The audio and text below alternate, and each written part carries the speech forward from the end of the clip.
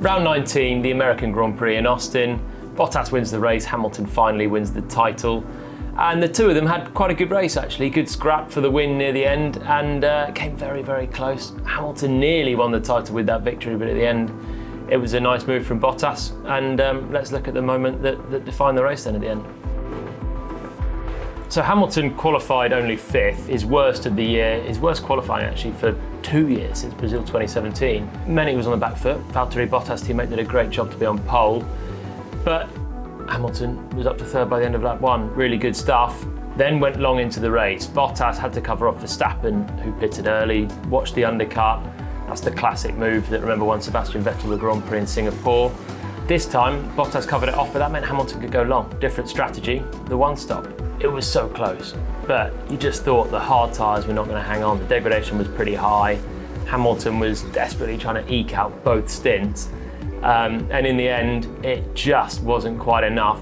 Bottas finally catches up. He'd been closing for a while on his new medium tyres, and then finally lap 51 he's there. And it all came from a lock-up for Lewis Hamilton down at turn 11. So Hamilton's super wide, doing a sort of conventional wet line in the dry, never the quickest way around. And now Bottas has DRS, and suddenly he's got some pretty big closing speed. Hamilton sees this one coming, covers the inside. Bottas only has the outside as an option, and goes for it, and then simply gets forced off the road. So has to back off, and Hamilton lives to fight for another day. If we look at it from Hamilton's point of view, he's on ailing tyres. They've done about 30 laps by this point, and he covers the inside, and if I pause it, ends right out on the exit curb. So he's given his teammate absolutely no room. But the Verstappen law of Austria says that you're allowed to do that. He's ahead at the apex. He just washes Bottas wide. And to be honest, at this point, I think Bottas was a bit ambitious to think he was going to go around the outside for the lead of the race.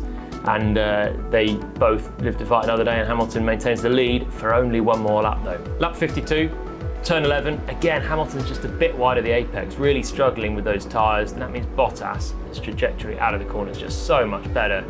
And he gets the drive, and this time he's actually even closer than the lap before with Hamilton's big lock-up. Hamilton once again covers the middle of the road. This time Bottas makes no mistake. There was that space there on the inside, and he went for it. Took the lead of the Grand Prix, learnt from the lap before, but to be honest, he was just too close anyway. Hamilton could have done whatever he liked, and I don't think he could have held the lead. Ultimately, a good race from both really, considering Hamilton starting 5th, Bottas gets another win.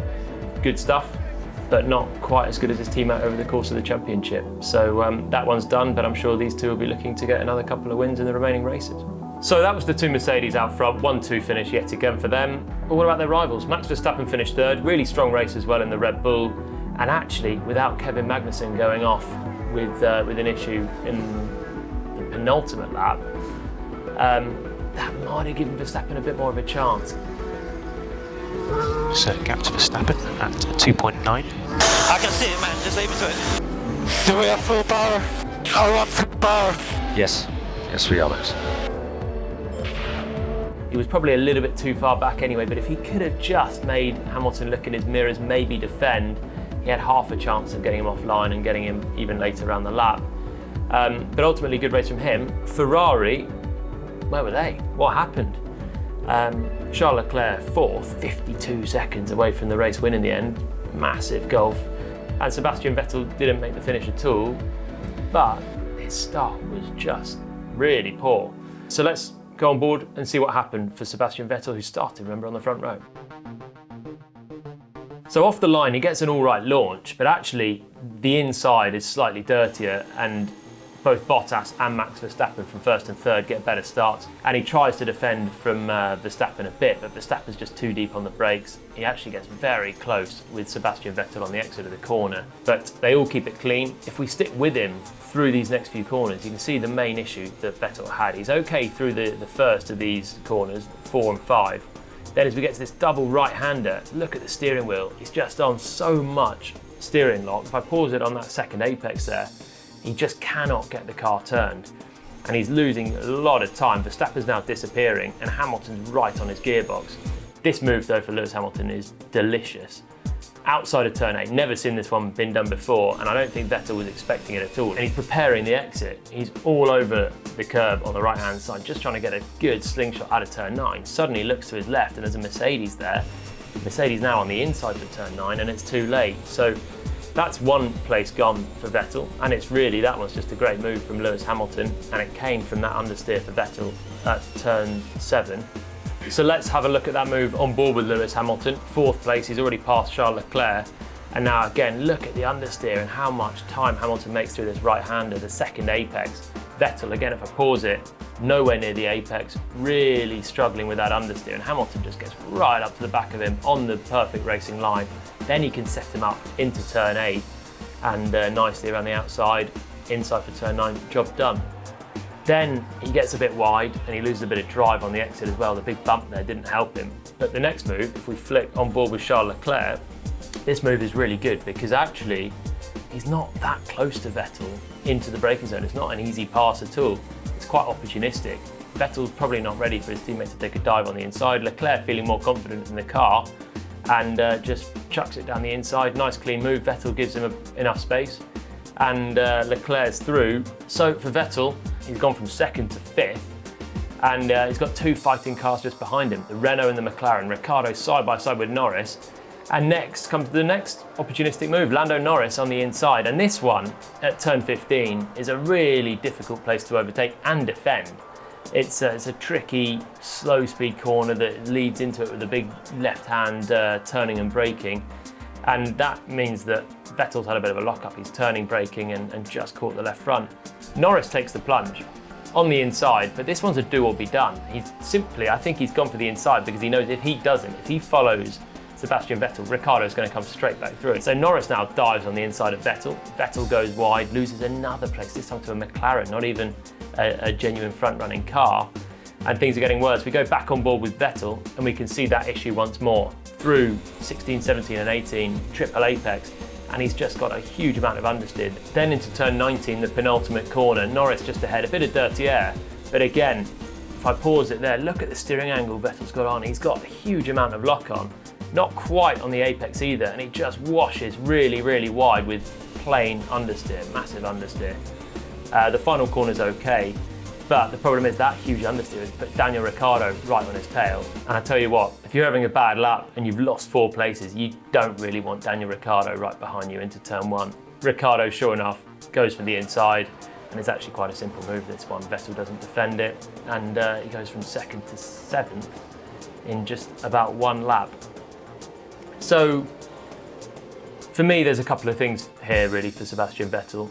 Firstly, he has a lot of high-speed understeer. It looks to me pretty limited to high-speed corners, but they're quite critical. So that's put him on the back foot, but he hasn't really defended any of these corners either. Maybe a more aggressive driver in this opening lap might have got his elbows out more with his teammate Leclerc. With Hamilton, I think he was just caught napping by Hamilton really. Tricky race, but he was put out of his misery in the first 10 laps as well with a suspension failure. Came through turn 9, hit the bump, and that did for his right rear suspension. Question marks whether there was suspension issues from the start of the Grand Prix. Mattia Binotto, team principal, said he can't rule it out, although there's nothing in the data they found that looks that conclusive. In my opinion, it's unlikely that you would get a suspension that's deteriorating like that. After Vettel's lap 1, he actually had okay pace until he had his suspension issue. Normally, the suspension's kind of fine until it fails, and that looked to be the case for Vettel, but we won't know really until Ferrari have a better look at the data and the car, and maybe we'll find out in due course that there was a deeper issue there. But it seemed to me like Ferrari were just struggling. Vettel on the first lap, but Leclerc's pace was nowhere as well. Sure, he passed his teammate, but his race was really poor.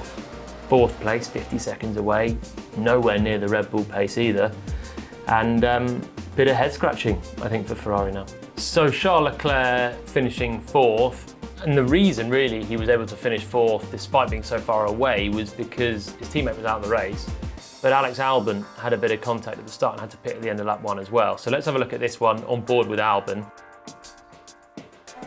Gets a good start, and as you can see, Leclerc's got that bad start from the inside and 4th place on the grid. He covers the inside, and if I pause here, you can just about see Leclerc on Albon's inside. Sainz is on the outside, who's had a pretty good start as well. And Albon's just caught in that difficult position between two cars. They pincer together, and it's just the left front of Sainz that hits the right rear of Albon. So Sainz is desperate to turn left to stay on the track. Meanwhile, Albon's natural momentum's coming to the right. Leclerc's kind of forcing him to the right as well. And this is just a classic first lap collision. Sainz somehow managed to continue unscathed and ended up having a good race to the points once more. Albon doesn't. He has to pit for repairs at the end of lap 1 and puts in another reasonable recovery drive to 5th place. But it probably let Leclerc off the hook because the Red Bull was much quicker than the Ferrari in the race.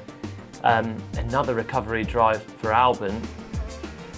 He's had a few of them. What we want to see is Albon starting at the front and racing at the front all the time. He did in Mexico, but that time Verstappen was on the recovery drive. So we've always had one Red Bull on the recovery for a while now. He still needs a seat for next year as well. So he needs to be putting in clean weekends and getting closer to Verstappen really in qualifying. Bit more to prove, but nonetheless charged through well. 3 pit stops as well, but fresh tyres the way through. Did a good job. So a bit of action there at the start. Also, a bit of action at the start for Kimi Raikkonen. Starting down in 17th place, had some work to do. He's on the red-banded soft Pirelli tyres. That means he's going to have the most grip off the line, and he sure made the most of it.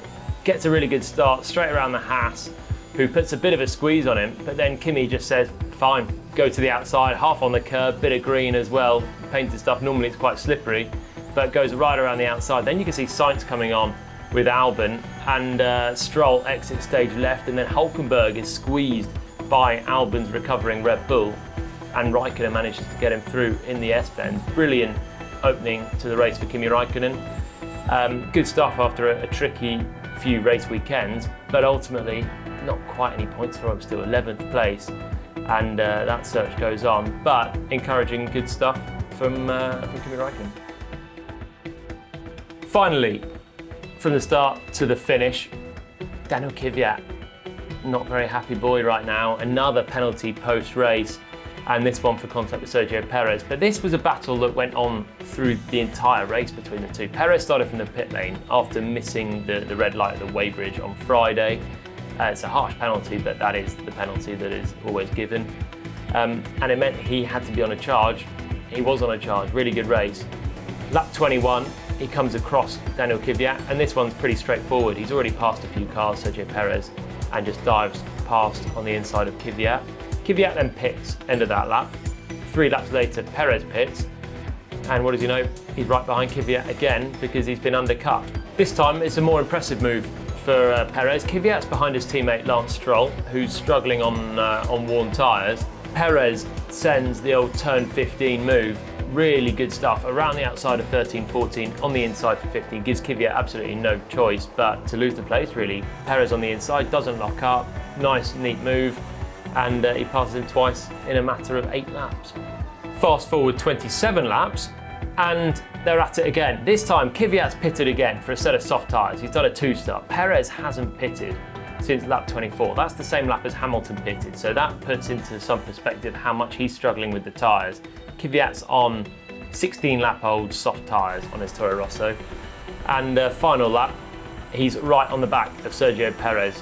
So he knows really this is the last half overtaking option, but he's got so much more grip on his soft tyres compared to Perez on his worn hard tyres, and he thinks, does he go inside, outside, and then finally he goes for the inside.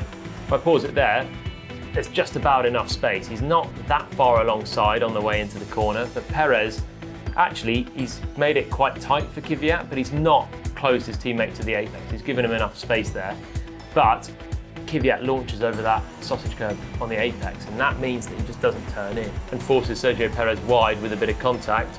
On board with Perez, and you can see into turn 15, and he wants to turn in, but there's a Toro Rosso coming. He knows there's about to be contact if he does, so he holds out, and then finally, bam, there goes Kvyat's Toro Rosso straight across and forces Perez wide with some front wing damage. The next corner, Kvyat makes the move stick. He's got so much more grip. Man, he came so close under the yellow flag, and then he pushed me off. Is that okay? He just broke my car. Checo, do you have any damage from that contact? Oh yeah, he broke the front wing, the suspension. Yeah, he has crashed into me and I gave him a lot of room. Steward said 5-second penalty. Now, almost with the Austrian laws of Max Verstappen, you could say he's forced his rival off the track on the outside, and it's kind of what Verstappen did in Austria. So there will be some similarities there. Kvyat was not at all happy with his penalty. Second time in a week that he's lost out with a last corner lunge, basically. Hulkenberg, of course, in Mexico. This one is a closer one, but I think probably he was a bit too aggressive this time. And he didn't actually give Perez any space, not that Verstappen did with Leclerc in Austria, but Verstappen was right with Leclerc at the apex. He was alongside, maybe even slightly ahead. Here, Kvyat's coming from further behind. It's more of a launch than Verstappen did.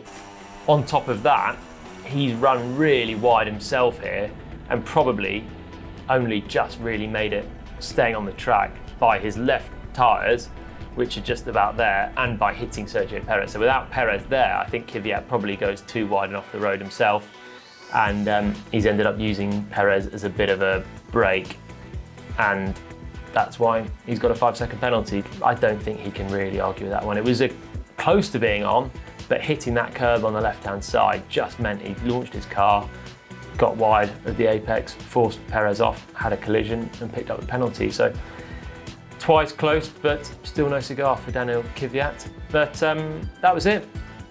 Championship done. An intriguing race, if not an absolute classic. But next up is Brazil, which has seen some absolute classics in the past. Really good race there last year, even though the championship was already finished. So we can hope for the same thing this time.